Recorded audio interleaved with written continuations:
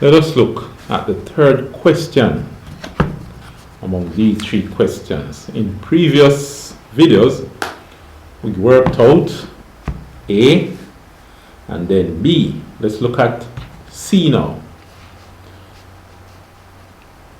Now, we're going to be working it on the other board. This is d by dx of 7 ln y. So it's d by dx of 7 ln y plus 8 square root of y plus 8 square root of y plus x squared y cube x squared y cube. Okay, good.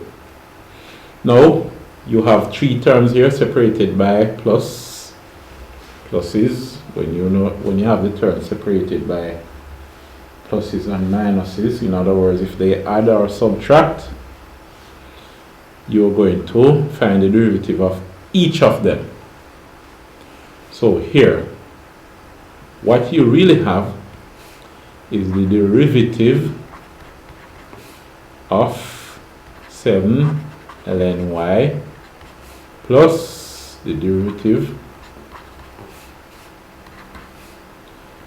of 8 square root of y plus the derivative of x squared y cube. All right. Now, 7 ln y.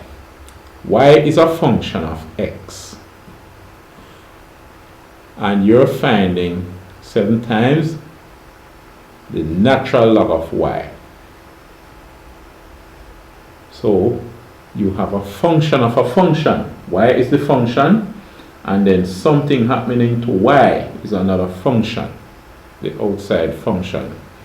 So in this case, if you consider the derivative of the whole function with respect to y, it is going to be 7 times,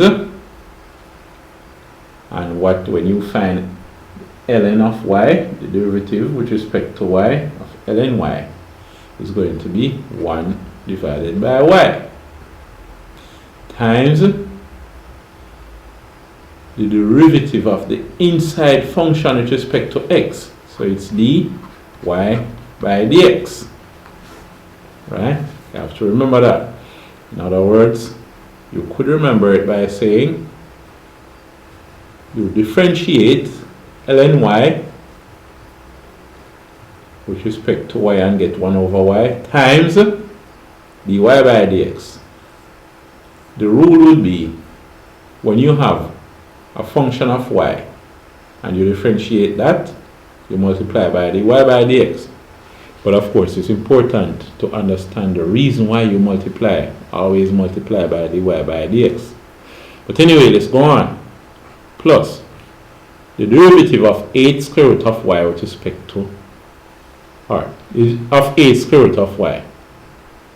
Now let's make a little change to this just so it's a little clearer.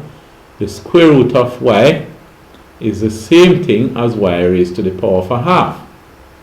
So then, the derivative of the whole thing with respect to y is half times 8 y to the negative half minus 1, and that's multiplied by dy by dx.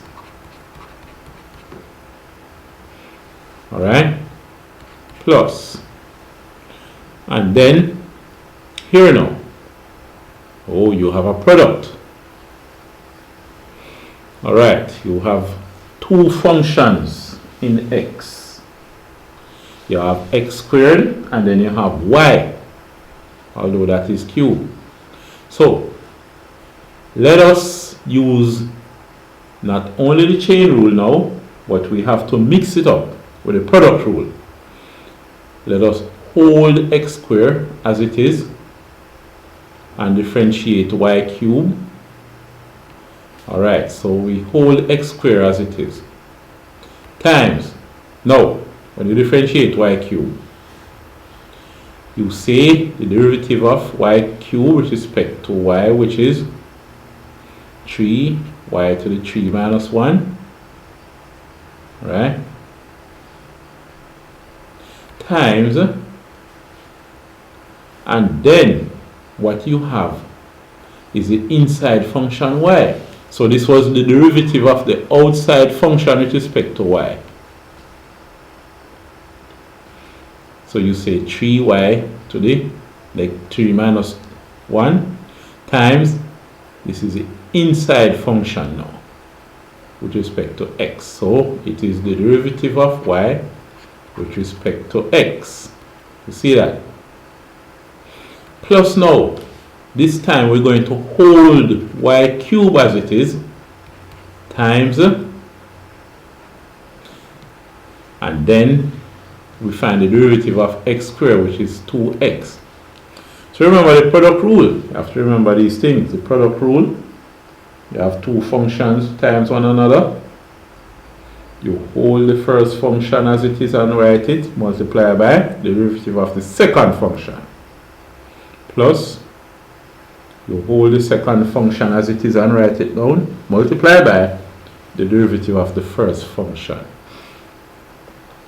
So in this case, we hold x squared as it is times the derivative of y cubed, right, which is this implicit differentiation, plus you hold y cubed as it is times 2x here. Alright, so let's continue now. This is 7 divided by y, dy by dx, plus half of 8 is 4, 4 y to the negative half minus 1 is negative 1.5.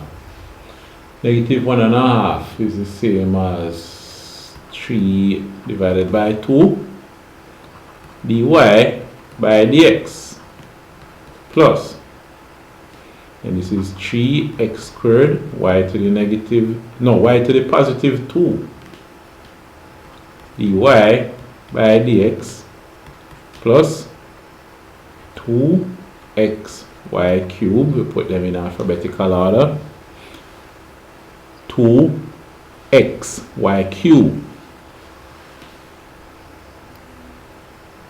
Now, here you have y to the negative 3 over 2. This can be rewritten. Y to the negative 3 over 2 mean the same as 1 over y to the 3 over 2. But then the 3 over 2. What it means is the square root of y cubed. I will have to put the 4 outside to make it not look like 4 is in the denominator, so let me write 4 larger. Alright, so that's what you would have for the answer. We'll continue by looking at more examples in implicit differentiation.